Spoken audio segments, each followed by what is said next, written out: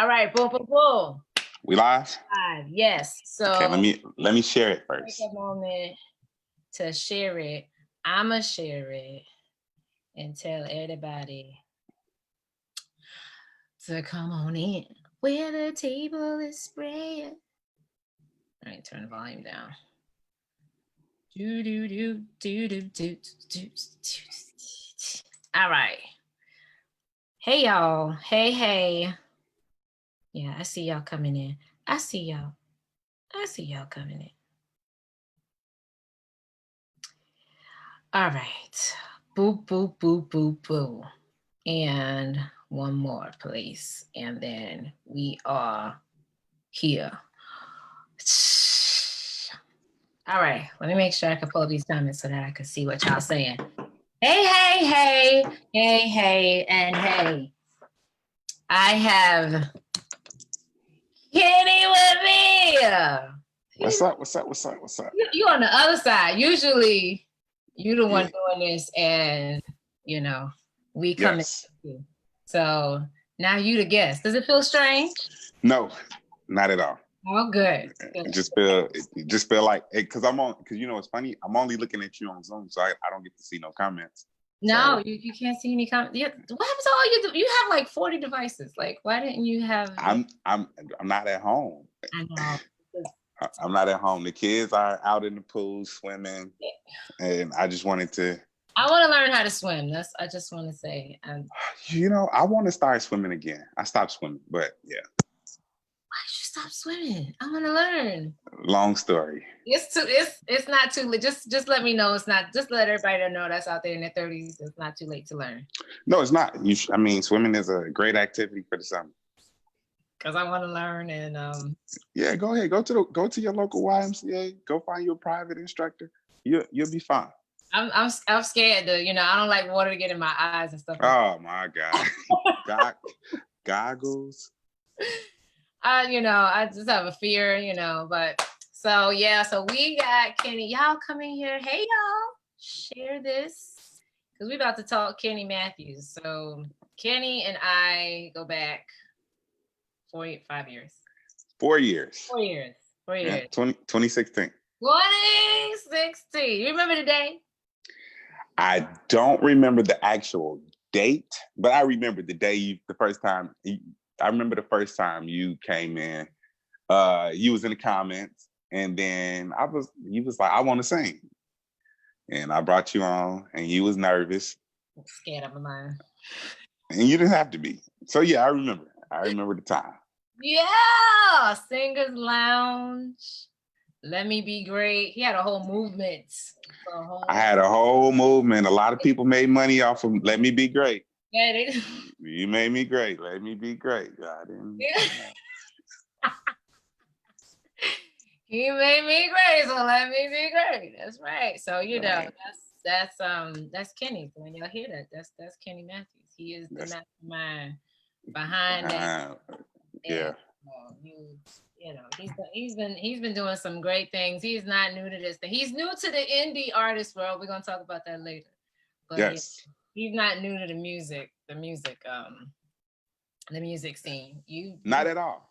He's got perfect pitch, like for real. Like if I go, what key did I just hum? The key you hum. The key you hum. It's so funny. It's so funny. I hate when people do that to me. I be like, no, don't do this. Because it's like magic. I don't know why. It's really not. And if I be honest, a lot of times it's really, my pitch is really not all the way perfect. Because if I could be honest, a lot of times I just put you in the area of the tone and be like, okay, white or black. Oh, that's how you do it. Because I feel like I have relative pitch. Like my keys are related to the actual key of the song. So Yeah, no, I'm pretty spot on in most cases. And sometimes, what I've learned is whenever somebody starts singing probably in like the relative third, or somebody starts singing like in a run, I always like establish the melody first. Yes, exactly. So then it could help whoever is doing whatever, be in a position to where they could, help yourself. Yeah, I usually when people start on the third, I always start playing the third. I'm like, oh no, the root. I gotta go. I gotta go to the root. I mean, get lost. But nevertheless, so he's got Singers Lounge. Some of y'all have probably either been on it, y'all have seen it, y'all have heard of it. Let Me Be Great, and what else you've done? Oh my God, you used to post on radio. Yeah, I was doing a few different radio shows. I was doing the Young and Righteous radio. Young and Righteous, that's what it was. I was like, I had YLR. I was like, oh, I'm thinking that Young and Righteous. Then I also did so I did YNR, and then I also did Hand Sap and Friends. We were just did you have a Kenny Matthews show? I did. I had the Kenny Matthews show too. Radio is pretty interesting. Being in radio, I was only good in radio because I'm great at having conversation. So whenever I'm doing radio, it's only because I'm really good at I'm really good at talking to myself. Me too. That's not kind of crazy, y'all. That is not kind of crazy. But I can have a full-fledged conversation with myself. Absolutely. So you're not crazy. No, you're not crazy. Do you make yourself laugh though? No, I don't make myself laugh. I don't laugh at my own jokes. And unless I'm with people, like if I'm in front of people, I do laugh at my own joke. I say something, I'm like, yo, this is really. Oh, maybe all right, then maybe I'm crazy. So Chris Sinclair said, Kenny, the song is fire, man. See, there you go. Oh, thanks, man. That song is dope. A lot of people have reached out to me to tell me how the song has impacted them. And yeah, it is really a timely song for, just what's going on. But I'm gonna let you control the interview. I'm gonna let you talk about it. I'm saying, just listen. It's one of those things where it's like we kind of like high five, you're it. So it's like, you want okay. to take it, and I'll follow you, and you follow me, and then it's like we do one of those things. No, I got you. We talk to each other. We talk about it. Cool, right? Because I'm only looking at you, so I don't know what's happening in social media. I know. It's like, what is that you say when you call on FaceTime? It's just me and you. Me and you, and yes. 500 other people in the comments, right? Right. So there are things about you that some people may or may not know. So what is a fun fact or something, a Kenny fact that people may or may not know about you? I don't know. What are we talking? Okay, so anything. Fun fact about me is I'm a professional bowler. So wait, because I've seen you bowl. I would never ever. Are you in a league? I'm in a few leagues, but I don't just bowl in leagues. I bowl in major tournaments. And so I've been bowling since I was about 15 years old. And it's something that I really got good at. And when I say I'm a professional, it's only because I win money when I do it. I haven't made it to like the PBA status yet. But no, it's something that I would not challenge me at if I was another musician who just think that they can bowl because they go bowling on Sundays after church. Real deal. Like the videos that you post, like you have that terry cloth. You actually yeah. The ball down. Yeah. I have several balls. I have all the equipment. That is crazy. I bowl with a lot. I bowl with a lot of guys. So I'm definitely perfect score. What's perfect score? Like 300? 300, yeah. I got some of those under my belt. 100. Yeah, and so that's a fun fact about me. I'm an avid bowler. God, dog, I would have never guessed. Like, because now I'm not even gonna go into stereotypes of bowling, but I'm just saying I like to bowl too. But I love the bowl too, but I don't have no 300. So, do you play other instruments? We all know you play. Do you play anything other than the piano? I do. I didn't even start on the piano. I started off on the drums actually. The drums was my first instrument, and that's where I really wanted to thrive. But I really wanted to be a drummer.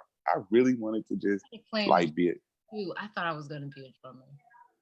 I was, and honestly, still to this day, I still play when I have to. And you know what? I'm pretty decent. I'm not. I can keep a tempo. Don't ask. I'm a little better than can keep a tempo. Okay, I could carry I could do a concert. Oh no, I can't do no concert. My leg gonna get tired. That stump, that part right there in the leg where you stump, that's getting tired. So that's not what gets tired of me. It's here to get tired for me. But yeah, so I play drum. I'm pretty even on all instruments. Although I can't play all instruments, I can orchestrate them in my mind. So in like the concepts of what I want to hear, I can tell the story in my mind. Like, okay, I want to hear wind instruments here. I want to hear, organ over here. Guitar needs to go here. I need the bass here.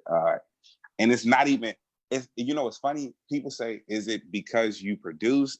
It's not because I produce. It's really because like I could tell a story, and in the storyline, I know what emotion I want to feel in certain phrases of the story. Right. In the beginning, I want you to feel like it's almost to me like in telling the story is almost like visualizing you being in the predicament of what the story is. Exactly. And so I know what that make you want to feel like, you know what I'm saying? I really believe I could do like movie scoring and all that, because I could imagine all of the the strings and stuff, be like, everything, like, dun, dun, dun, dun. That. I wouldn't be any good at it, but I know I would be good at telling you whether or not I feel that what you're trying to accomplish. So I'm not good at executing it, but I'm good at letting you know if I feel it. So absolutely, no, I totally get it. Critiquer, because I would tell you whether or not, because I love music. I love all things music. So I think that's why I immediately followed you so quickly, because you have a love for music that kind of just like transcends genres. Yes. But you still kind of like mix it all together. So I guess you could say, what is it, jack of all trades in some sort? I wouldn't say a jack of all trades. I would say I would just say, actually I understand I get it. And, when you get it, it's easy for other people who be like, dang, I get it too. You know what I'm saying? So I get it. So who are your musical inspirations or your role models? Like, who did you listen to growing up?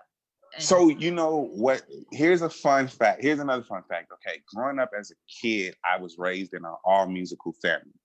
So, and this part is a little emotional for me right now. This really is it's really emotional time for me right now. But I was raised in an all musical family. So I had a grandma who played. My grandmother played guitar. She sang. My auntie sang. And I had uncles who played instruments. I had an uncle who plays guitar, and I also has an uncle who actually he plays for. At the time, he traveled playing rhythm guitar for B.B. King. Oh wow! Right. Oh wow! And so he lived in Mississippi, and when he would come up for family reunions or family gatherings or whatever the case would be, you just saw that musical energy. So I was a part of a family who had all of it in there. I had an uncle. He was well known in the Church of God in Christ. And this is from the 60s, 70s, 80s. Matter of fact, he just passed away a month ago. Wow. And so I idolized him as a musician because we went to a bigger church. And he was the man. That was he was what I know now to be the MD. He was the guy, he was the man. So I was a kid who would sit and watch, my whole family pretty much be musical. And it was it was a natural instinct for me. It wasn't it really wasn't like I don't have that story of I listen to the Yellow Jackets or all that, because I don't listen. Believe it or not, I don't listen to a lot of music. You really don't. Like, it's a lot of times we be like, can you know that someone's no, I don't know. Just go ahead and just sing it and I'll follow you. I'm like, yeah, no, I don't listen to music, and it's for several reasons. Sometimes I don't want to stifle my creativity, and then other times music just be trash. Yeah. And so, I'm careful when I say that, because I also don't want to stifle anybody else or, shine anybody else for their musical creativity. But I believe that a lot of times just it don't relate to me. So, and if it's not relatable, I can't, it don't grasp my attention. Like you would go live and your car would be like silent. Like there would be yeah. Nothing playing. I'm like, no music. No music. I don't listen to it. And it's so funny because people are like, did you listen to that new Ricky Dillard, or have you listened to that new James Fortune? And honestly, I like them as artists. I do believe that they are definitely, a part of our generation of musicians and composers who just gets it. Mm-hmm. But for me, a lot of times I'm not like in the know or in the current or in the, whatever. That's me. I'm like, trying to get like the latest and hearing all the stuff. But I get the reason of not wanting to listen to music sometimes. Mm-hmm. I think a lot of times independent artists or just artists in general listen, and then all of the music starts to sound the same. Absolutely. I agree. And so, another thing to that point is what I do, because I still support. So I got to be, I do support. So what I do is if I hear something, I might stream it or, download it, but I don't listen to it. So I stream it and it'll be playing in the background and the music is down, or like it's like really low. And, if it's some of my friends or whatever, I'll definitely take the time out to listen to it. But, I pick and choose what I listen to. Yeah, because a lot of times the music either sounds the same. Sometimes the artists, you can tell like if the artists are kind of like running out of ideas, because then their own music sounds like something that they've. Oh, a great example is of what you're mentioning is Kirk Franklin, Marvin Sapp. Mm-hmm. A lot of their Nelson too, because I agree, sounds like So Long Bye Bye. Well, you know what, so what I've learned is it's not that it sounds alike. It's a template of a formula that they have tapped into that worked. Yes. And so then what I started to learn was when you get that one that worked, you stay in that vein. And so and you're right, and it do sound alike. I mean, because you can listen to like, you can listen to, especially like you said, Jonathan Nelson. A lot of his music is like, oh man, you could almost make a medley out of 5 or 6 of his songs and make it into like one song. And what I'm learning is because they found the template that works. Yeah. And they when you find that formula, you keep repeating it. Stay in that lane, and you just run it up. It's making you money. I would stay there too. I wouldn't explore. Yeah. And you know what? Bigger than making money, I think what happens is people support it. They love it. Yeah. The I Agree, the So Long Bye Bye, the Never Would Have Made It, the Testimonies, all of those songs have something in common. And because they have something in common, it's almost like the temperature of the rooms that like when speaking of temperatures, I think about like what I can sleep in and what I can't. 69 make me sick. 72 is comfortable. And so they stay in that temperature of what works for them, because, anything that's daring or, anything that's revolutionary, like even Kirk Franklin, and I love him. Kirk Franklin is the #1 gospel artist. I love him too. But Kirk Franklin have 1 million songs that sound just like the next song. And he has found what worked for him And so I understand that when you find what works for you, if it ain't broke, don't fix it. Don't fix it. Really don't fix it. Cause because then we'll be talking like, oh, why did he do that? He should just stay the way he was. You really can't please people out here in these days. So. No, you can't please nobody. Don't even try. Don't even try. But yeah. The people that bang with you gonna bang with you. The people that don't, they're gonna talk about you, They sure are. They sure are. They're gonna have lots to say. And so, I love it all. I listen to it all. And so when I've been following you for, like I said, 4 years now. So I've been seeing you work with a lot of people, play for a lot of people. And then you decided, hey, Pernie says, hey, Kenny, Miriam Davis, am I singing or is Kenny singing? Kenny, you gonna sing for us? No, I'm not gonna sing for you. You know what? But you know what? I am on the record. On the record, I am singing. That's a fun fact. People don't know. Song, because that song is gonna have a star on it once you release it. That's how when they have a star, it's because that's the most popular song. Everybody's gonna go for that song because for the 4 or 5 years we've been following Kenny won't sing. He sings parts. Well, here's something else. So with this record, okay, which is really special to me. I have 2 stories, but I'm gonna let you interview me. So I'm gonna wait till Tell your stories. So I have 2 stories, and I just want to kind of like make it all make sense. Good. All right, so a few years, a very popular song came out based off of the Let Me Be Great movement. Mm-hmm. And when the popular song came out, I was definitely in a different place. And so I was, I spoke with the artist and I talked to the artist, and, the artist asked me, they said, how you feel? I said, I don't know how, I don't know. I don't really know how I feel because, I understand that the whole Let Me Be Great movement was something that I was explaining to people that whatever level you on, be the best at it. Don't matter where you at. Master the level that you're at. And I mean, even if you don't make it to the next level, be the best at that level. And don't let nobody make you feel, here's the let me be great part. Don't let nobody make you feel like because you haven't plateaued to stardom or that you're not great.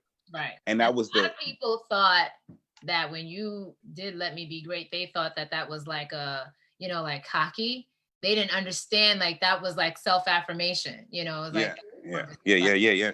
So of course they wouldn't understand it because the only people who don't understand Let Me Be Great is the people who are always trying to critique your greatness. Yes. You know what I'm saying? And so what I learned that it's a lot of people who give you an unwarranted opinion. Like, so just an unwarranted opinion, I could be like, you know what? I don't like if you did it this way, or if you tried, I'm like, I don't need you. I ain't asked you. And another thing is the whole Let Me Be Great saying came from when I was doing Singers Lounge. I would see in my comments, people would be telling me what key they. I'm like, I don't need you. Or we'd be talking about things that didn't matter. And I'm like, let them Let Me Be Great was kind of like, it was actually kind of shady in a way. It was kind of like, hey, I ain't asked you, And so, but as I said it, then I started understanding that it was a lot of people who didn't have self-affirmation, excuse me. They didn't have self-affirmation. And because they didn't have self-affirmation, they would wait for people to affirm them in things that they were already competent and capable of getting done themselves. And so when I said the whole Let Me Be Great thing, it wasn't to slight nobody. It was like, I was listening to people who would tell me like, oh man, but you shouldn't do it all the time. I say, but I got 5, 10,000, 50,000, 60,000, 100,000. The first year it did 28 million. In the first year, Singers Lounge did 28 million views. I said, so you don't have Singers Lounge went like. I said, so you don't have the formula to tell me like, let me be great. Ain't nobody ever did this. Let me be great. Now everybody do it, and whatever. And so, but when I was, it's not saying we've been trying to tell you forever, but go ahead. But you know what? It was, and I'll get to that too. But so when the artist asked me, they said, "Well, the artist got Grammy nominated for it or whatever," and they said, "How do you feel?" I said, "Well, obviously it was a segue for me to give something to the world." And then I thought about it. I was like, but in that moment, and in that very moment, I thought about it. I said, well, if I can do this for somebody else, and that was one of the things that I had done for several people. I would give great ideas, and then I would watch the benefit of the idea go to the person, but I wouldn't reap the reward of just thank you, or just acknowledgement. And to me, it wasn't about taking from the work that the person put in. It was more so just acknowledging that, what I'm saying, somebody helped me along the way. Exactly. Yes. BINGO. Okay. So when we got to when the artist asked me, I said, you know what? I don't really know how to feel, because at the end of the day, I don't feel like you slight. I didn't feel slighted. I don't feel nothing. I think it's amazing. That's just who I am as a person. And I say, but you know what? I think I can do the same thing. It showed me that I had it in me. So when I found out I had it in me, then I was just like, how can I turn what's in me into gold? Right. And so then I told somebody else, I go back to the story of the parable that Jesus told about the man with the talent and the 3 talents or whatever. And then when you get to the talents, you got the one man with 10 talents, you got the one man with 5 talents, and you got the man with 1 talent. People tell the story different. Some people say it was 7 talents, some people say it was 3 and 1. And we're just gonna go 1, 5, and 10. Yeah. We're gonna go 1, 5, and 10. And the man with the one man with the 10 talents, he takes his 10 talents and he goes and he doubles his talent and he bring it back. The one man with the 5 talent, he goes and he doubles his talent and he bring it back. The one man with the 1 talent, he takes his talent and he buries it in the field because he felt like it wasn't valuable enough. Yeah. And then the story goes on to tell the man who buried his talent in the field that your talent was just as equivalent to the man who had 10 talent. Exactly. So then what I took from that story was that it wasn't equal. Your talent actually was more valuable, because if you got 1 talent and your talent equals just as much as the man with 10 talent, then that means if you took 2, your 2 talent, if you doubled the 1 and turned the 1 into 2, it was still equal. That tells me that the value of the 1 is more than the value of 10. Right. And so I said that I wouldn't bury my talent in the field. I would take it and I would make it to where, not only I reap the benefit, but I'm proud. Yes. See, yes. And I think that's the most important part. Like, we do this, and I'm transparent. We do this because I don't care about nobody else. I want to be rich. Yeah. Okay? I'm not gonna lie to you. I'm not gonna tell you something that you don't want to hear. I'm not gonna tell you something that's not the truth. Right. We want to be rich. We need money in this world. We need money, and I want to Bentley, a few of them. But I also do this because my passion for what I do it excels my want and need. It's a joy that it brings. It's a fulfillment that it brings. Yes. There's a void that it fills. And so when you take the time to give your passion the room to fill the void, you give your passion the room to do what that scripture say, that your gift will make room for you. Yes. Yes. But you got to let your gift be driven by the passion that's inside of you. Exactly. You know what I'm saying? Yeah. And so I took that passion and I didn't turn up my passion into anger or to be angered with somebody else or to be angry with somebody else for them using their passion to do what benefits them, And so I said, I'm gonna take that same passion, I'm gonna take the same energy, this the generation to keep that same energy. That same energy. I'm gonna keep that same energy, and I'm going to work on something that is not only beneficial for me, but I get joy when I do what I love. Right. Yeah. And can't nobody do you better than you. So, we need. So go be great, okay? Listen, go be great. That's why we said Evertise Taylor, she said, Kenny, you started the whole movement to sing on social media. And honestly, you did. Like, I would have never, ever, and I said this to you when we were doing our mock interview, but like I would have never sang in front of anybody. I never sang in front of anybody prior, never sang for anybody that I didn't know, whatever. But it was just like, you know what, Tish? That whole analogy that you used, I was like, you just stand in your uniqueness, own it. I was still nervous, but it was just like, just do it, And back then on Periscope, those of you that are on here that was back there on Periscope, Pernie, you remember, once Kenny went live, you had to hurry up and get in that live. Otherwise, the room would be too full. Oh, you know what Periscope did? Used to have but that's so crazy because I don't even remember. Honestly, I tell people this, and I'm clear about where I am with that. That was a God thing. It was an idea, but it was a God thing. And I just think I was in the moment in time where God used me to be the vehicle for a lot of different musicians, singers, or whatever to do what they needed to do. Yeah. It was a God thing. And I mean, I'm not saying that, I'm not even churchy. Like I am churchy, but I'm not church. Like I'm not saying this on no like. You're not. Kenny is not like that. He tries not to be that deep churchy. I'm not. I don't like them people. They suck.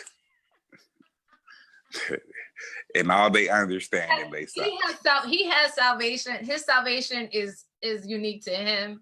He's not with all, but you're still very much spiritual though. Very much. No. I'm very much spiritual. He's not going to like Kenny's not gonna get up here and preach to y'all. He's going to, but he's not gonna do it in a right. No, you ain't gonna get the deep. I'd be like, you're gonna break the internet. I'm gonna be like, what? I'm never gonna break the internet because I'm always gonna just talk to you. I think that the thing is this: when you go to the DMV, but when you go to the DMV and you're trying to get your license situated, you're trying to get your new plate sticker, you don't want nobody saying. When you go to the doctor, when they trying to explain to you what's going on in your body, you don't want the doctor to be like. So the most important part of our life is our salvation. And I think that our salvation should be explained to us the same way we need everything else explained. Very true. Very true.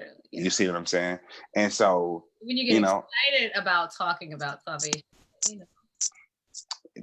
you've never heard whenever Jesus talked about anything.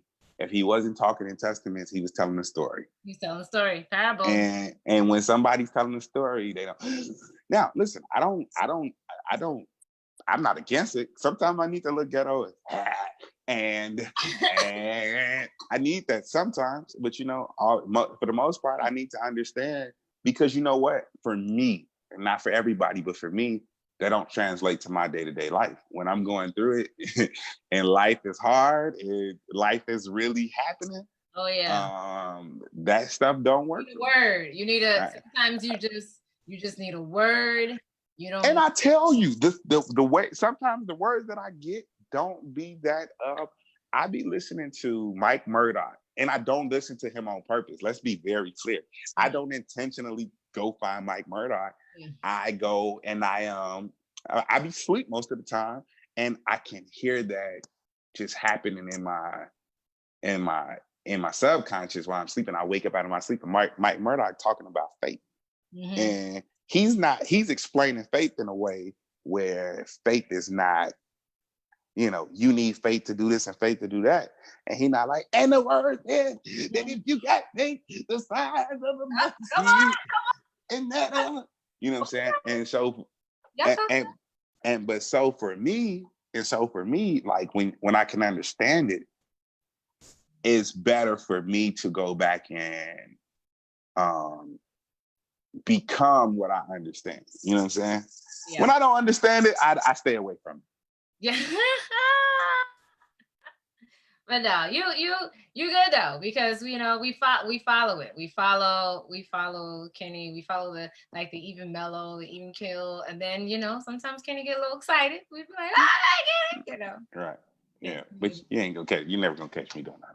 He's not gonna do that, y'all. He's not gonna do. He's gonna feel it inwardly inside, and he'll just Yeah. let y'all have it on the instrument because Kenny.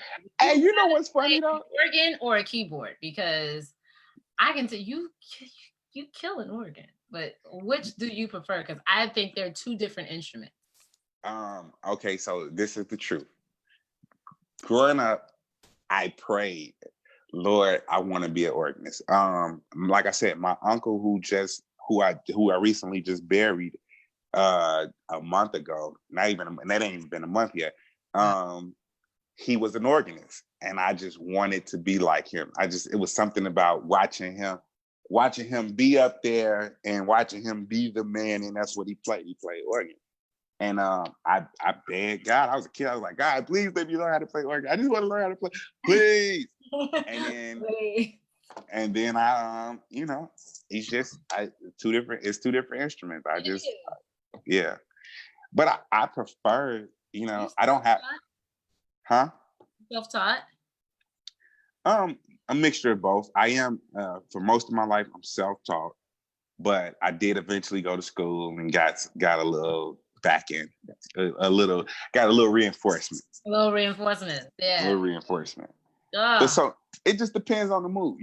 I play piano most of the time, or keyboard. I play piano, keyboard more than I play organ.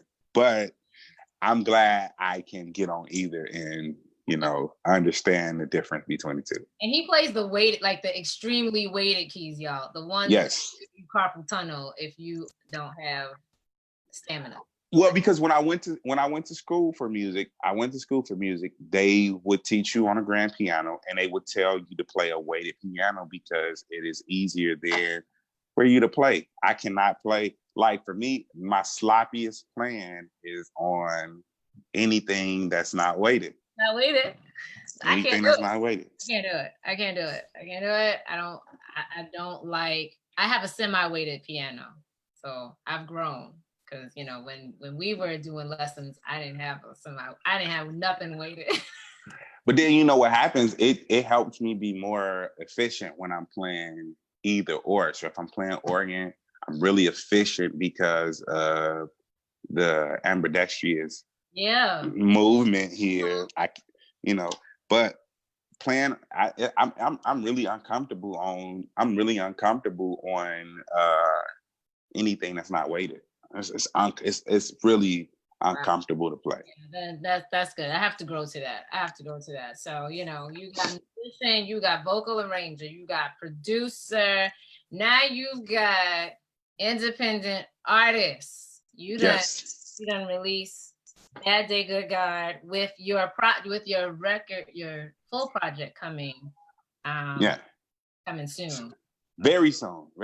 So the project is 95% finished.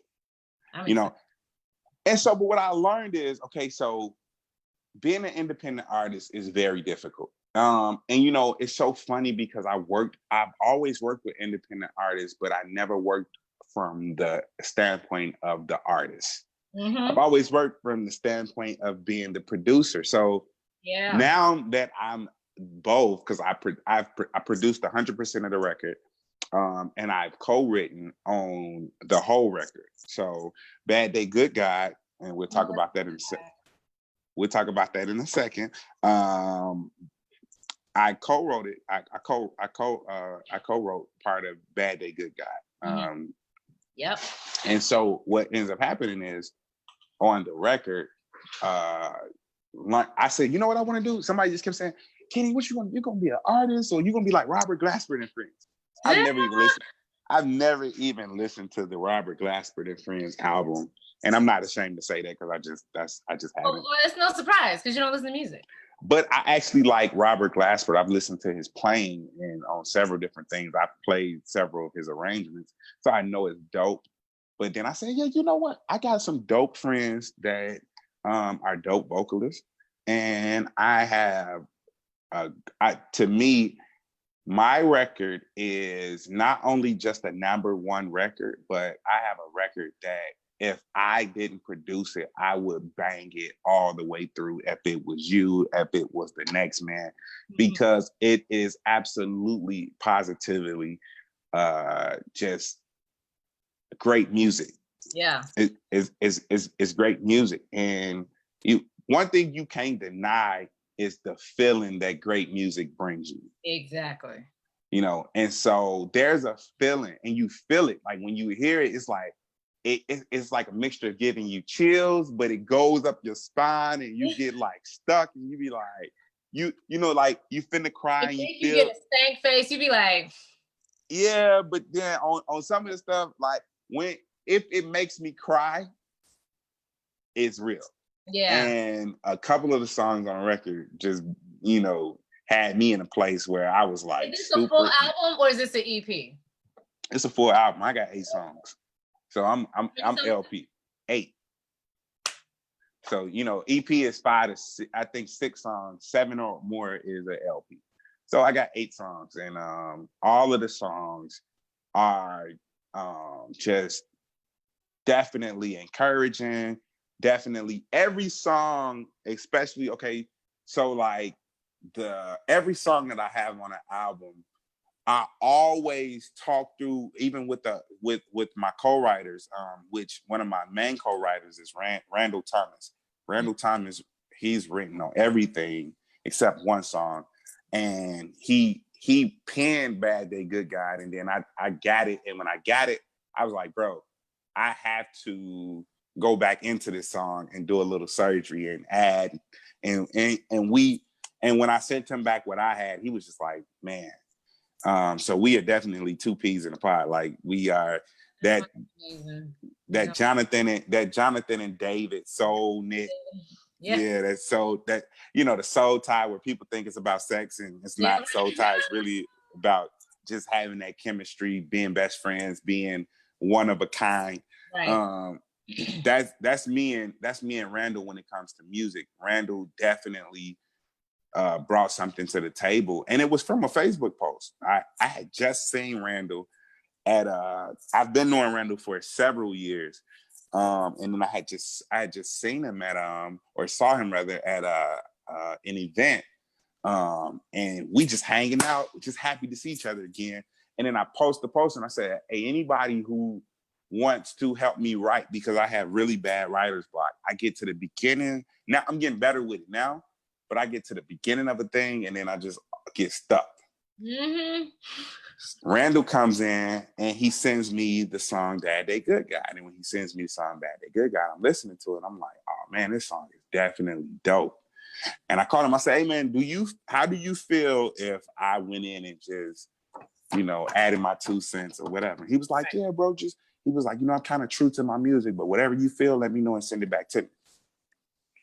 So he had sent me his demo, and his demo was dope. And so I was like, okay, I'm gonna change the music. I'm gonna play it this way. I'm gonna do all of this stuff because Randall a dope producer as well, but Randall isn't. He's not necessarily in the genre of gospel. Mm-hmm. Mm-hmm. So I heard it, and it was real. It was cookie cutter. It was real. It was real clean. It was real straight to the point. And I was like, Randall, I said, hey, bro, I hear something. He's like, go ahead. And so then I sent him back my ideas, and he was like, bro, that's crazy. Like he was like in love with it. He was like, bro, I got a bunch of songs that I think that I think we could, and so I told him, I said, okay, cool. I got, I'm working with different artists. I'm working with, but right now I just want to kind of go, in between and try to do it like this. So we kept all of the song that he sent, and then I added, right to the point to where like just where the music starts, I heard something totally different. I was like, man, this is gonna make this song gospel if we do it this way. Mm-hmm. He was like, okay, bro, I trust you. He was like, cause I'm more into the secular, so you do the gospel, but you do what you do. But we both born and raised in church. Mm-hmm.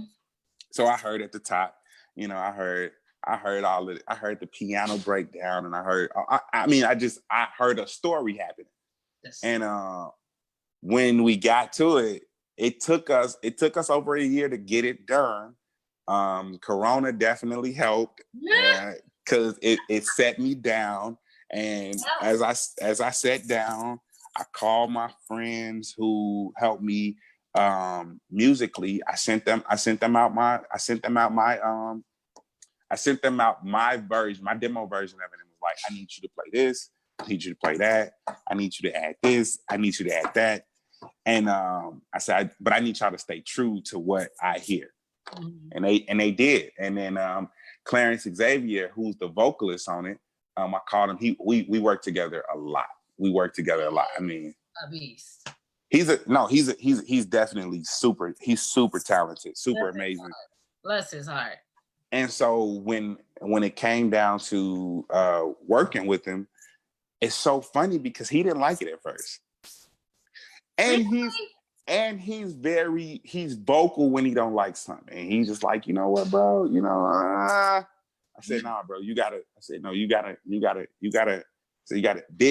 envision what I hear. Like, you gotta see what I hear. Wow. You gotta see what I hear.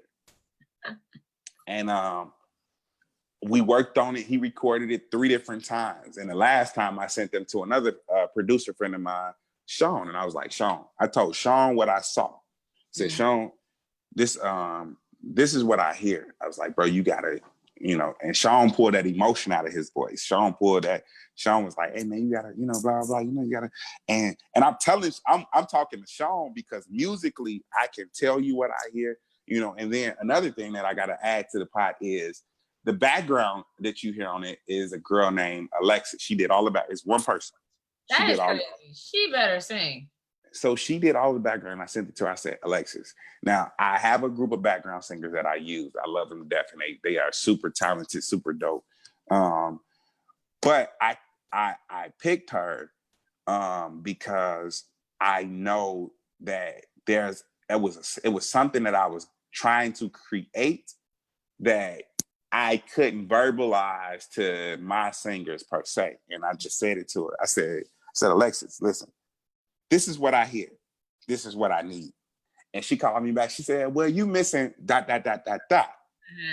said, oh, well, okay. I said, will you add what you feel I'm missing?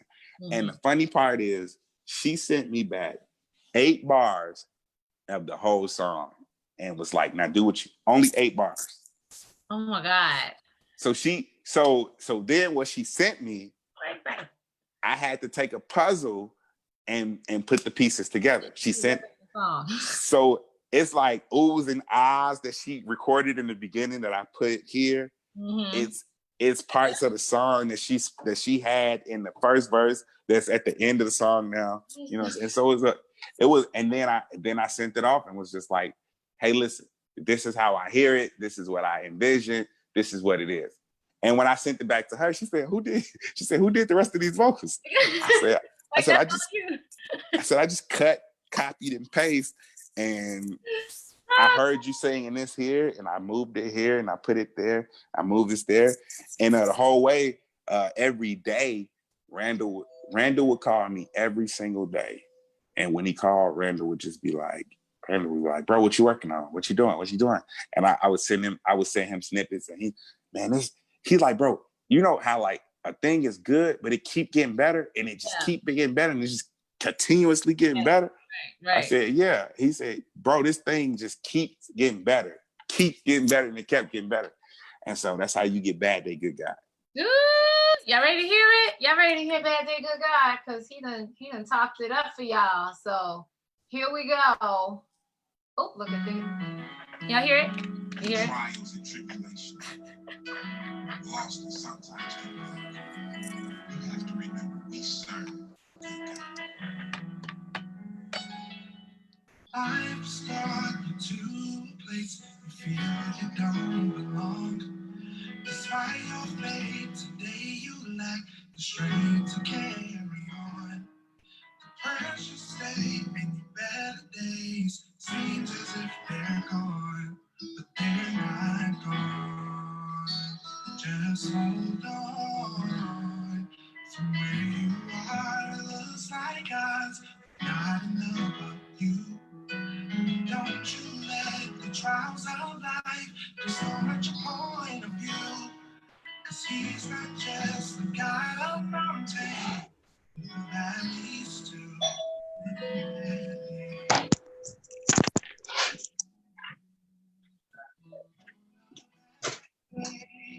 He's still a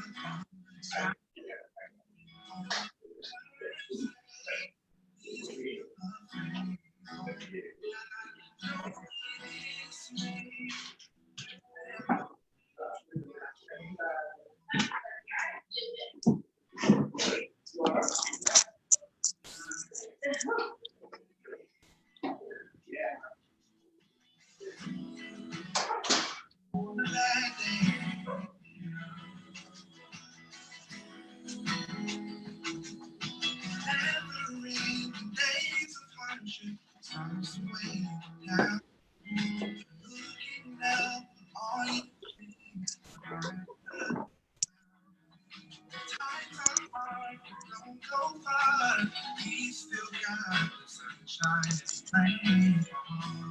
He takes no days off, so on a day, he's still a good guy. And on your worst day, he's still a faithful God. Don't leave his faith, he'll never leave you astray. Always right.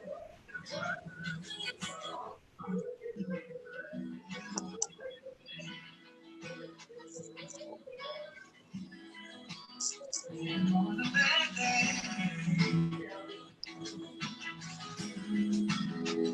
it was his love that lifted me.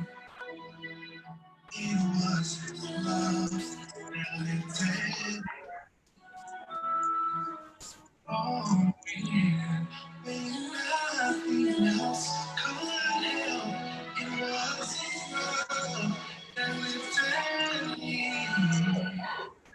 It was his love.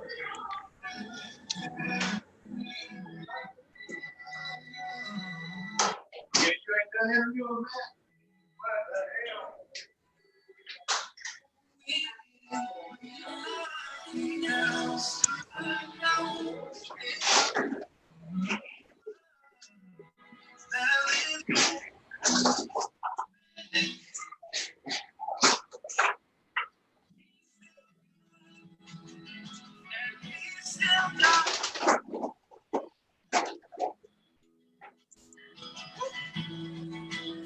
Crazy days are gone, and the sunny days are here, never to return. Yeah, he's still God, even on a bad day, even on a bad day.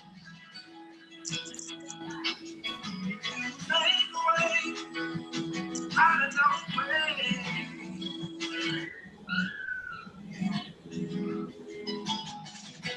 It'll always be like this. It'll always feel like this. He's still God, even on a bad day. Might as well wipe your tears, because the best is on its way. Talk. I promise you the best is coming.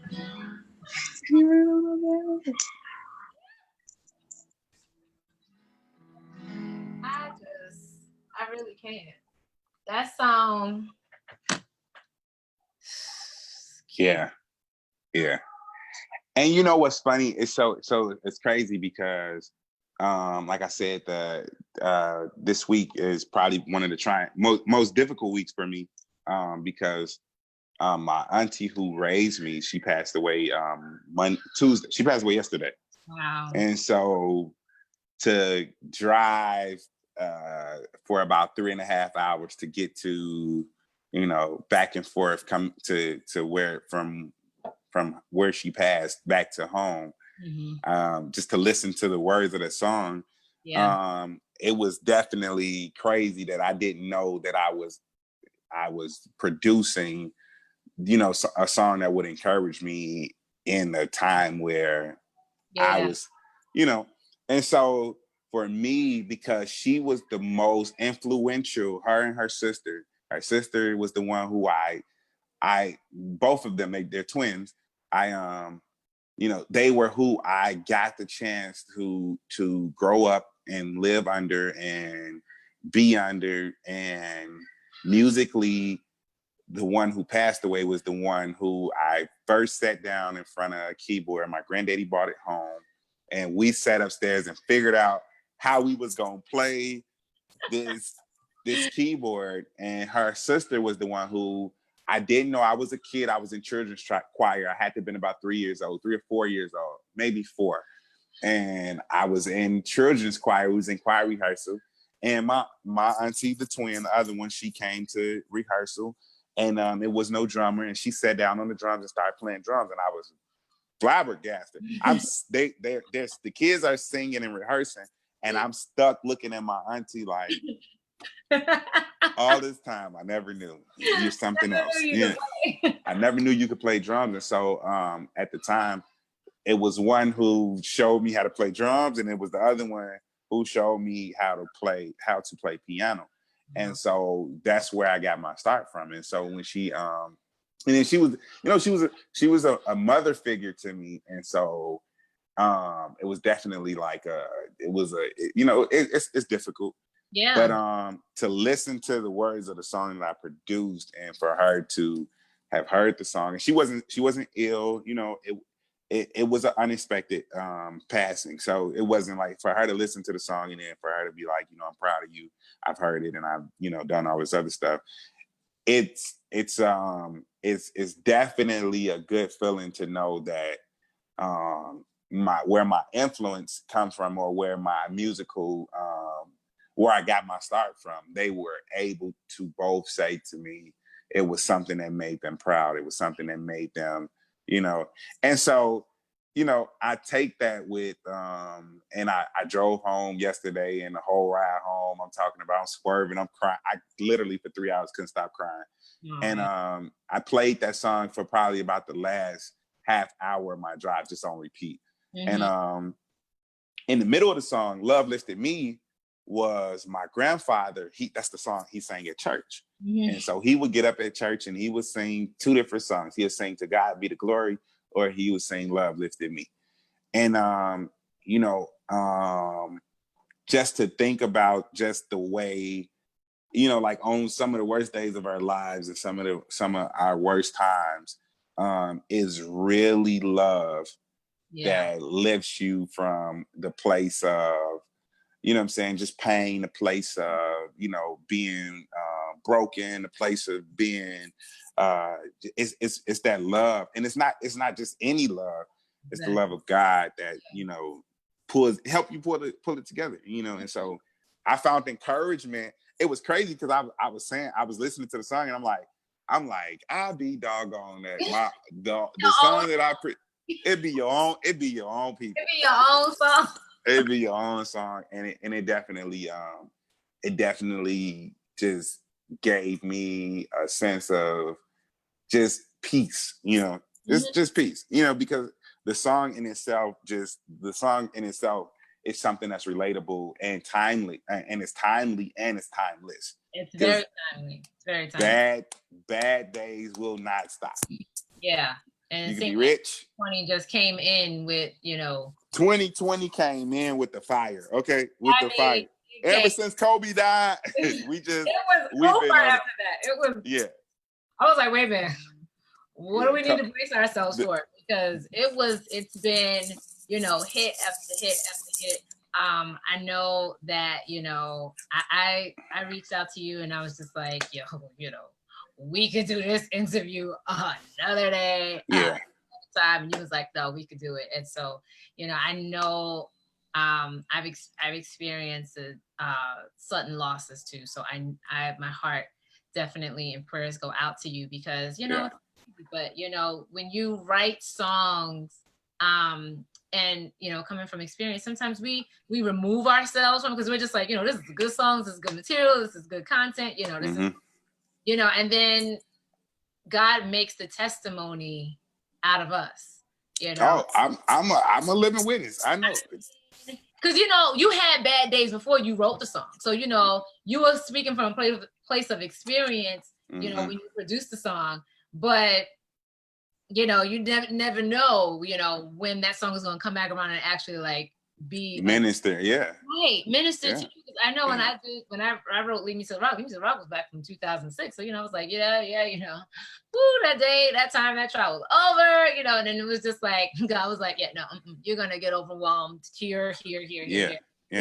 And so it just, as songwriters, as independent artists, as just ministers in general, we become the living testament of the song Yeah. produce. It's, And sometimes, what's crazy now even looking at it, because fun fact is I have had the opportunity to travel across the country with Marvin Sapp, and just listening to his storylines of where these songs come from, and the things that he had to go through. It don't just start with just one person. It don't matter, test and trials does not have a respect the person. right. And because they don't respect the persons or the personnel, that They sure we don't. we all will be in a place where we go through something. We all will be in a place where something happens. And I listen to Sapp, and Sapp tells me the story of how his father died. His father, his spiritual father, and his biggest musical influence died within 90 days apart of each other. Woo. And that's where Never Would Have Made It come from. And it comes from a place of trial. It comes from a place of just pain. It comes from a place, but sometimes your pain birth some of your greatest experiences. It's so crazy. And that's the thing. It's like, you don't want to, that's probably like the place that we don't want to share. Yeah. We don't want to be vulnerable in that moment, but that's the moment that God wants us to share with the world. Broken.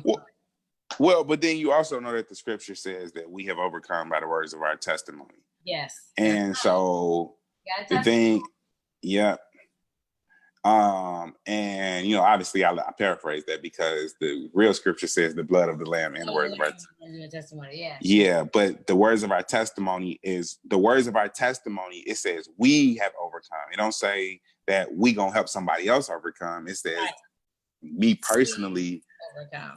Yeah, when you are a living example of your own testimony, it's a different feeling. You know what? And it makes it it brings out a more, not saying that we weren't pure or sincere when we did it before, but it's like it brings it out even more so, because we live it. So we minister from a more personal place, or more place, because we live this thing, so. And I say this and I add to that. I said, it's so crazy, because as a Christian, our faith is tested.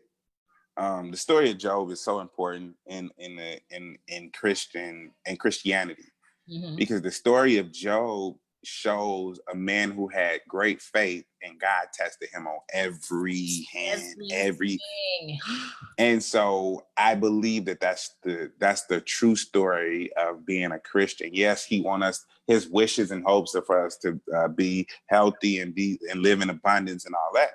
But the tests and trials, that part really is the part that makes you or break you. You know what I'm saying? Yes. And I think that that's where we come to the story of Job, the story of Jonah, the story of David, the story of Abraham, the story of Moses. All of them was tested in some way or another. Could you imagine being a father and you finna take your son up to murder him because your only child? You had to wait 100 years to have him. And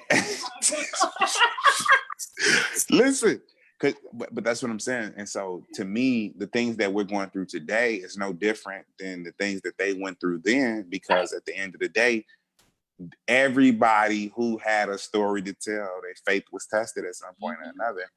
But the promise is still what it's going to be. Exactly. The promise of God is that his word will not come back to him void.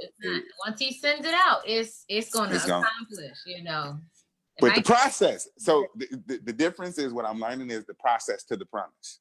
Yes. Yes. So the process. That's so crazy that you said that, because my next guest that's coming on Monday, my friend Ian, he wrote a book called From Process to Promise. So wow, never even know that. That is crazy. He just and he's gonna be talking about it on Monday. So we're gonna play one more song because you produced the song. Yes. That just got released this year too, just before Bad Days, Good God. And the song is by Ashlie Jones. Yes. It's called My Devotion. Yes. And this woman, y'all, I'm just gonna play it, so because I'm ill just because of her voice is ridiculous. I can't. She is. Yeah. And now y'all, tell us a little bit about Ashlie before I play the song. Tell us a little bit about Ashlie. Okay, so Ashlie is one of my homies from Detroit. She's from the Detroit area. And what I've learned is being born and raised in Chicago, Chicago produced some of the greatest of everything, but Detroit has some of the greatest solo singers ever. She's and so me and Ashlie, our friendship started roughly almost about 9 years ago. I was at an event and a lady needed a musician, and somebody just pulled me to the side and said, "Hey, we need a musician to come play for this banquet real fast."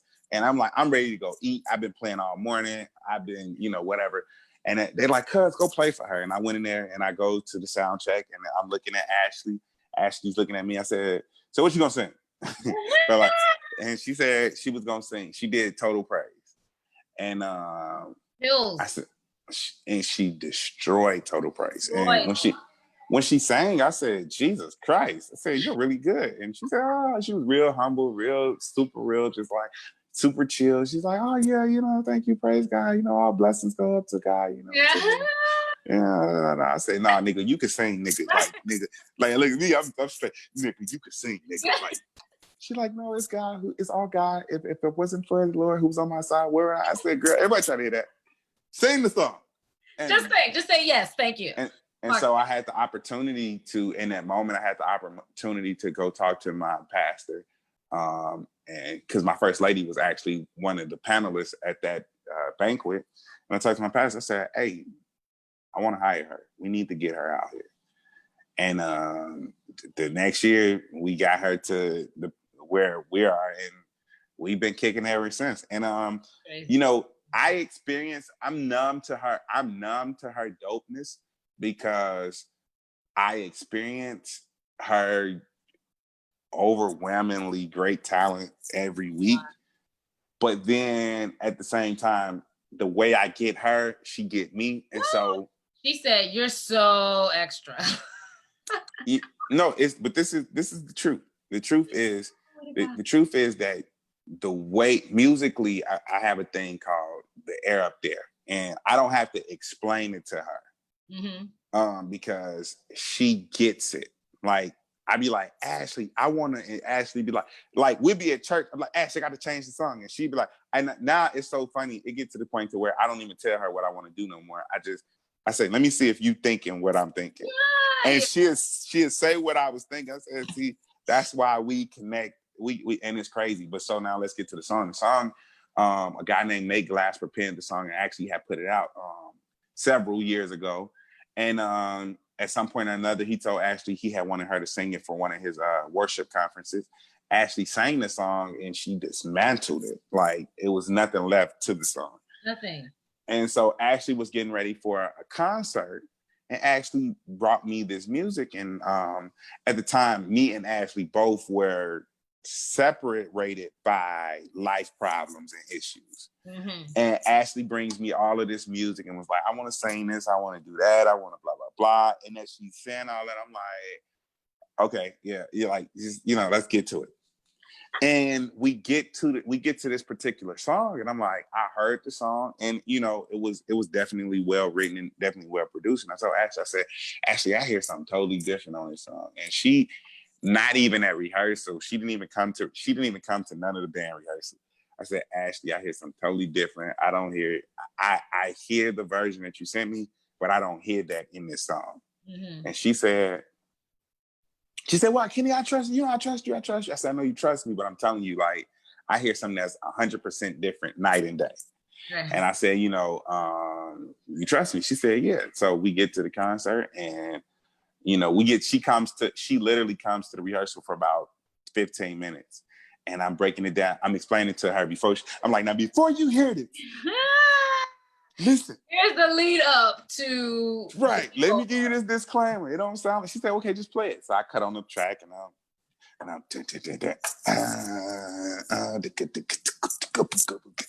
I heard all this stuff happening. And blah da da blah da blah da blah da blah da. And then I heard blah da. And she in rehearsal, she like, it's killing. I said, I hit real like rock and roll. So I got Sean at the time on guitar. Sean did and power chorded me to death. And I'm like, yeah. And so eventually what happened was, now let's get past the concert. It goes off, it goes crazy. And Nate was like, man, y'all totally took that song and did something totally different than anything I could imagine. And what happened was John P. Key came to the church. And when John P. Key came to the church, John P. Key, I'm sitting on the front row with my pastor and my first lady, and we all sitting there, we just vibing. He like, Kenny. I have no clue to this day how he knew who I was. He said to me, he said, Kenny, he said, go out and get you a few different singers. Now, Ashlie had sung previously to John P. Key Getting Up. And real quick interjection right there before we get to that. They was going to 86 Ashlie, and I'm in the back arguing with the promoter and my pastor. I'm like, no, Ashlie got to sing. I don't care if it's one song. She needs to be heard. And just so happened, at the time that every other artist had got up, John P. Key was outside on the bus. He never got off the bus. But right before it was time for him to come out, I said, just go back there and ask him, because she just sang one song, you know what I'm saying, blah, blah, blah. So Ashlie sings one song and she destroys the song. And she actually lost her voice in the process of doing the song. So then John P. Key comes out on the stage, and before he sung his intro song and he stopped. He said, who was that girl that sang blah, blah, blah, blah, blah, da, da, da, da, da. I want to do this and I want to do that. I want to bless her. And so throughout the night, he just kept, just looking out. And so he said, so he stopped and he do his thing where everybody sing one of his songs. He was singing something, Jesus or something like that. Everything to me, Jesus, you're everything to me, or something like that. Or something similar to that. And so he said, Kenny, I need you to go out and get 6 singers. He said, now go get the best of the best. So I go out and I get a couple singers, and I see the faces of who I know can sing, whatever. And so Ashlie sent off in the cut, and I go over there, and it's really how it happened. And I'm not even exaggerating. And she'll tell you if I'm lying. Ashlie get over there. I walk over to Ashlie. I said, I had all of the singers up there. I said, Ashlie, you need to go get on the stage. And Ashlie's like, okay, I'm not asking you. I'm telling you, get up right now and get your butt on this stage right now. And when I said it, you should have seen the people around Ashlie who was like, and wait. And as they like this, Ashlie like, she's walking up on the stage. Ashlie totally has no voice. Oh my God. And so she whispers in my ear. I'm standing behind her. I'm standing in front of her. And she whispered in my ear like this. And I swear, I remember it to this day. She said, I don't have a voice. I say, and I turn around to her. I said, I don't care. Do what you do. So Ashlie gets up there, and one of her specialties, as you know in the song, is Ashlie can go to the rafters and she can get up there and just do backflips. I mean, Olympic gold medalist of voice.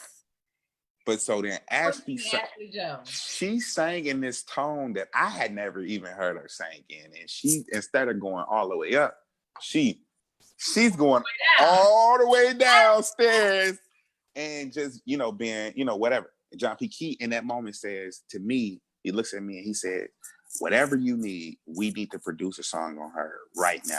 I don't care what it costs. I don't care what it takes. I don't care what he was like, I don't want nothing from it. I just want to make sure. He said, if you need me to help you, if you need me to help promote it, if you need me to do this, she got to get music out right now. And we recorded the song in 2018. And, it was 2018 was a very challenging year for both of us. And we recorded the song and I kept listening back to it. we recorded the song in 7 days. And once the song was completed and it was finished, I listened to it. And because life was happening, every time I would listen to the song, and I promise you, I've listened to My Devotion 100,000 times, like jokingly and realistically. Wow. And I'm like, Ashlie, this ain't it. Nope, this ain't right. Nope, this ain't it. I don't like this. I don't like the way that sounds. This ain't it. This ain't it. And so, we finally got to 2019. And before I even touched any of my music, I called Ashlie. We met in the beginning of the year. We met in January, and we sat down and she showed me what she wanted to do. And I was like, Ashlie, we still got music that need to be put out. The beginning of March, when the pandemic hit, me and Ashlie did a workshop together, and we was driving home. I said, and we did the workshop, and we was driving home, and it was a weird silence, and I just bust out and was like, "Hey, nigga, you BSing. We gotta put out this song. Got to get out." And she was like, I was thinking the same thing. And that pandemic set us to a place where I called the right people, and I said, "Hey, man, listen, the song is finished. The song's been finished, but I just needed to sound a certain way, and it don't sound the way I needed to sound." And the guy came and he did what he did, Justin Barnhart, who mixed it, and then another guy, Dave Snike or something like that. He mastered it. And once I heard it, I said, now this is it. This is what I heard. This is what I've been waiting on. This is what I listened for. And Ashlie heard it. She saw it. She heard the song. She said, yeah, this is it. This is it. So then, to end that story, we had a timeline, and I said, no, Ashlie. I said, Ashlie, we wasting time. This song got to get out. I don't care. And so that's why the cover art does not look what the vision of it was. I pulled a picture. I had the homie. I said, hey man, look, just make something so we can put this music out. Right. And now the song is definitely doing more than we could have imagined that it would have done. Yeah, and doing amazing. Congratulations to you and Ashlie. The name of the song, Auntie Callie, is My Devotion. My Devotion. By Ashlie Jones. I'm about to play it right now. We just played Bad Day, Good God by Kenny. I'm going to tag both of them both songs in the comments once this live is over, so y'all can click the link and get it. But here you go, My Devotion. There are certain moments that define you, and this Kairos moment that was predestined for the chronos of time. We seize this moment under heaven and present to the world the sound from inside of God's servant. For the first time ever, we present Ashlie Marie.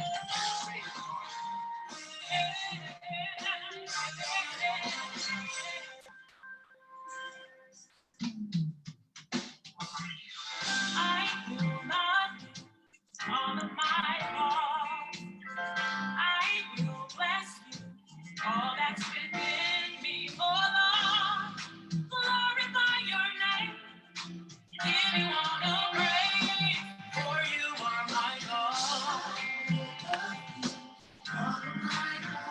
Yes, I will bless you with all. Say, Lord,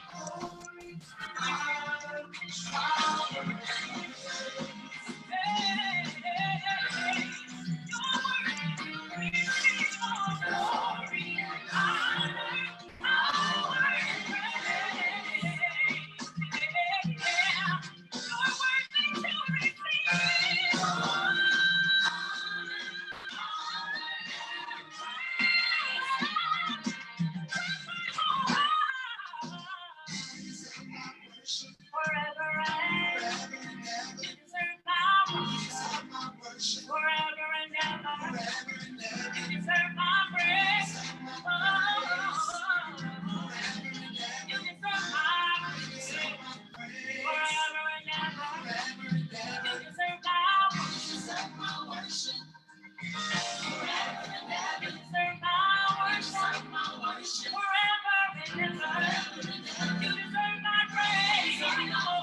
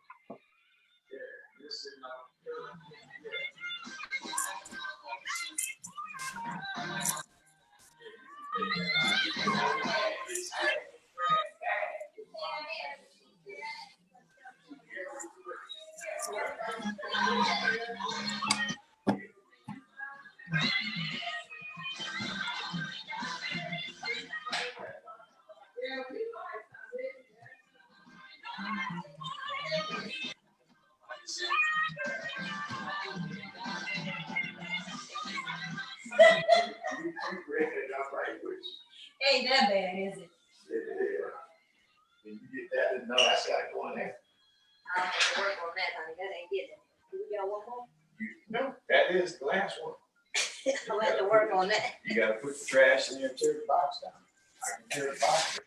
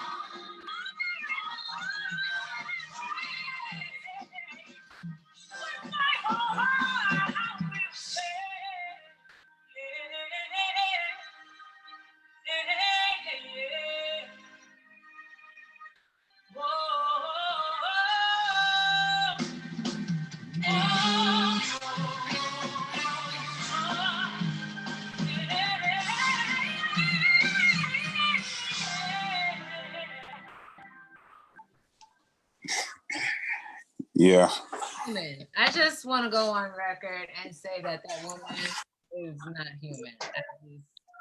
That is so funny. Now, you know, but honestly, like I told her, You know, like my mind is blown. Like when she was singing on your singers lounge with you, and then y'all would be like, "Who's next?" I'm like, nobody. yeah, that's funny. Well, but when I produced the song and we actually recorded the song, I did all. We recorded 6 takes of her singing, and in all of those takes, every time she did something different, every time. And so I had so much to choose from that I was like, well, I can't get rid of this part because you killed this part.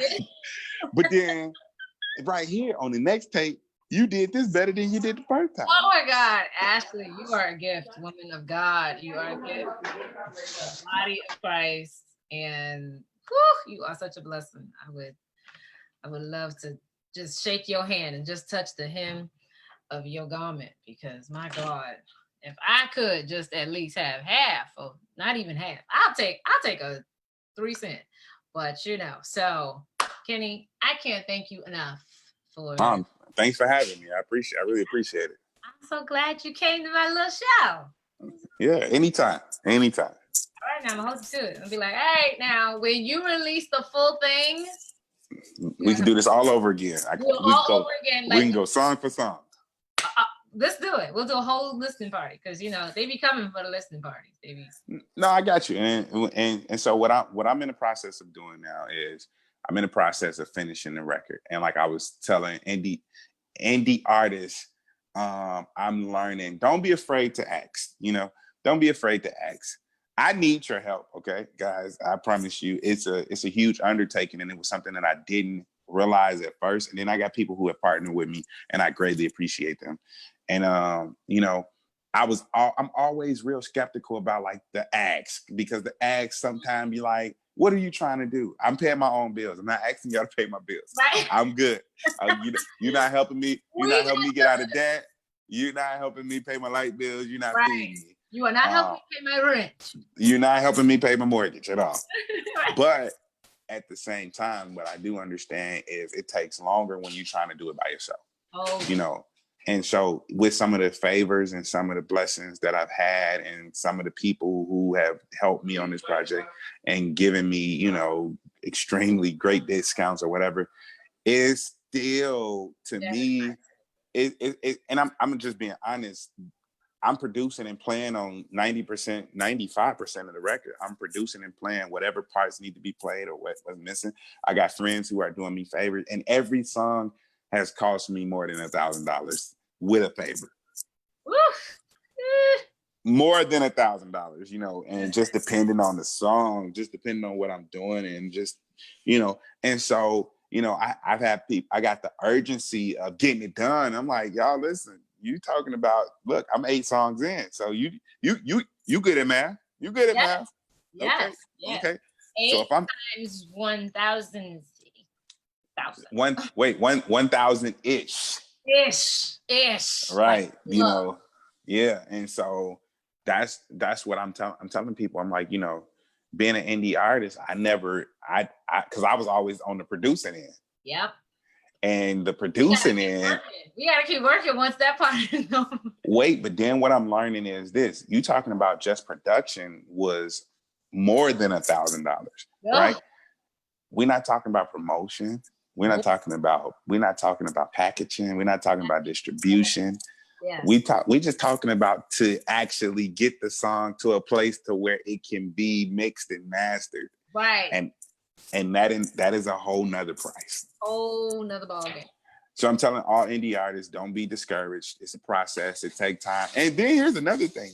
God has blessed me to where I can put out a song and people will actually listen to it. But man, you don't get discouraged when your listens is only 15, 20, 30. You haven't broken 1,000 listens. Your song. Praise God. I just looked at my numbers, and my numbers are above 5,000 right now. So look at you. But wait. No. That is awesome. We're clapping.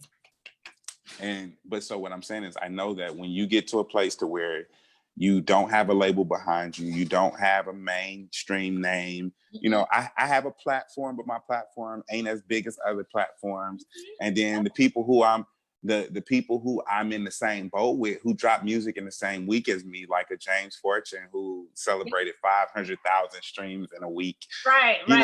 That day will come. So I'm telling indie artists, don't get discouraged. Just keep doing what you do, and don't be afraid to ask for help. Don't do nothing illegal, but don't be afraid to ask for help. Don't be afraid to do what you got to do to get it out. People how, if they want to be a blessing to you, how they can be a blessing to you, how they can follow you, what they can do. They want to sow into your ministry, into this project, because he let us hear a couple of snippets. He's not home, so he can't let y'all really hear snippets. But right, the kids swimming.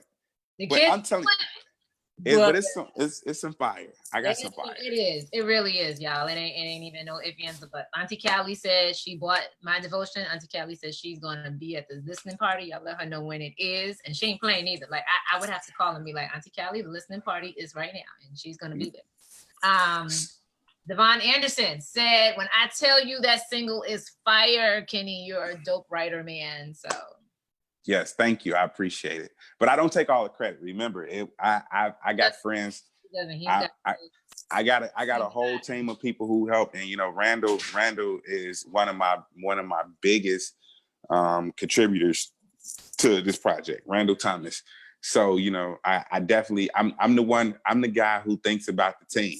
You know, my team, I got Clarence Xavier who's singing, I got Alexis on it, I got Sean, you know, I got Jason Tyson, I got people who definitely helped. Yes. So and when the project drops and he comes back, he's bringing all of them.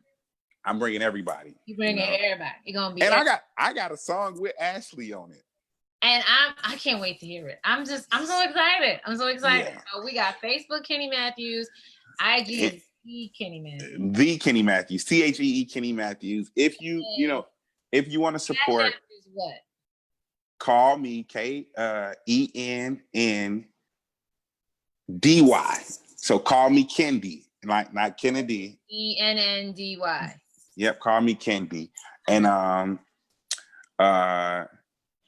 And you know, if there's another way that you want to, so you can inbox me and I'll tell you the ways to get my Zelle or whatever.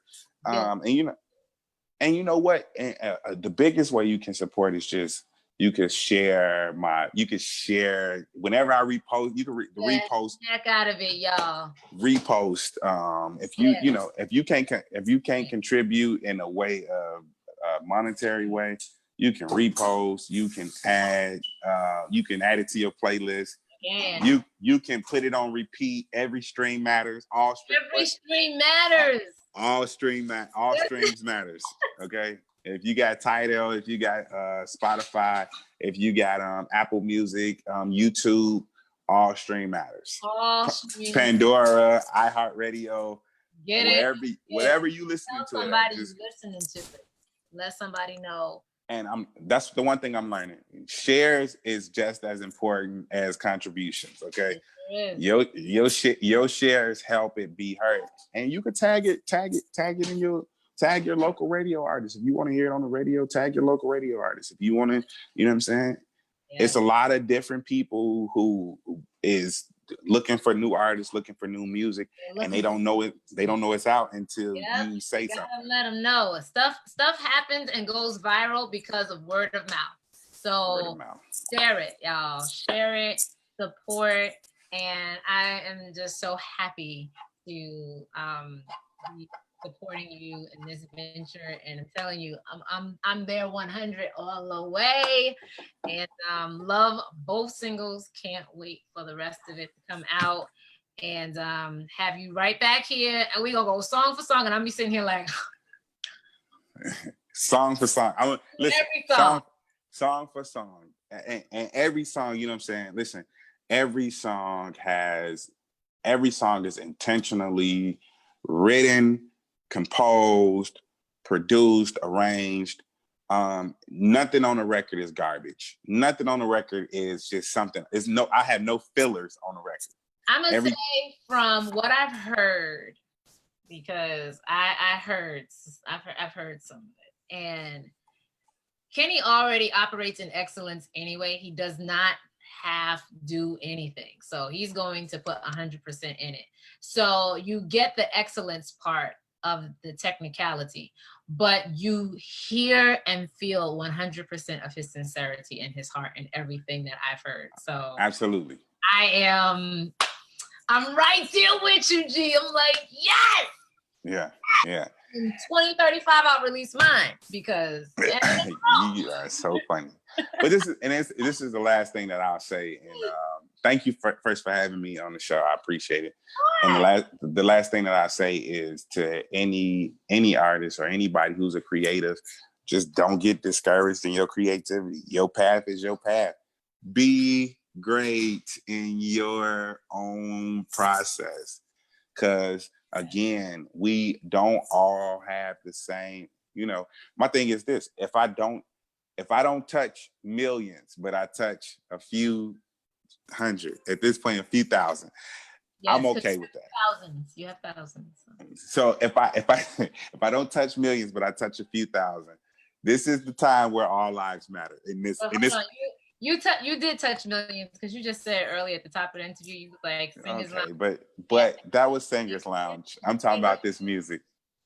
You doesn't matter. Same thing. Same thing. So in this particular, for instance, all I ain't gonna say lives, all listeners matter.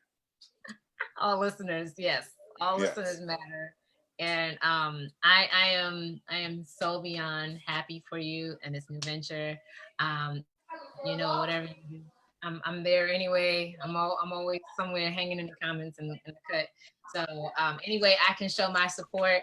My audience, I'm telling you, they are some dope, supportive people. And so I had to come and share my friends with them. Friends are awesome. And so, you know, big ups to you, Kenny. Love you so much. I appreciate it. You know, just keep grinding. You know that we praying for you and everything that you're going through this week. And you know, we got your back and we lifting you up. And we're going to be supporting and pushing everything that you're doing. And I'm going to make sure I share it again so that people can share it again and share it again. All right. So until next time, you want to sign off with. All right, That's all I got for you. All right. Thank you for having me. No problem. Bye, y'all.